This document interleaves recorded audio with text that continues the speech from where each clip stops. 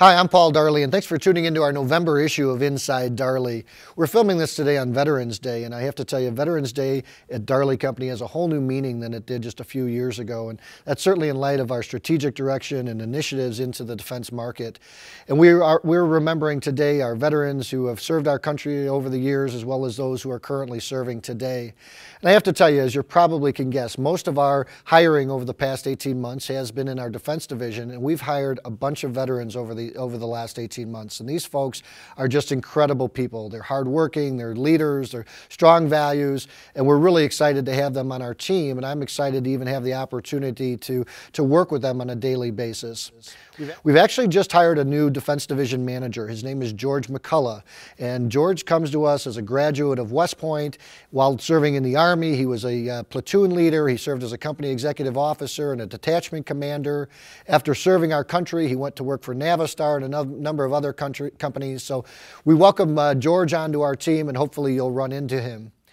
This is the time of year that we as a company really look to our charitable giving, and we give to over 200 charities each year, and we're really making a concerted effort to make sure that we're giving back to the communities that we serve, both the military and firefighting communities.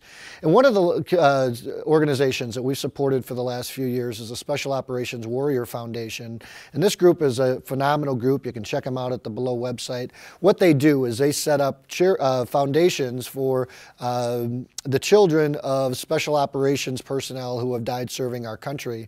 And my cousin Michelle was married to a Navy SEAL, Ted Fitzhenry, who was killed while serving our country in 2004. His daughter went on, was able to get a complete scholarship through this group, and I would encourage you to check that out. I'll also tell you, it's funny in life, whenever you do something good, usually good things come back to you, and we certainly don't give to charities for that reason, but it was through this organization that we came to know General Peter Shoemaker, who's been serving on our board of directors the last few years, and the amount of leadership that he brings to our board of directors is really amazing. So we're excited to have him on our team.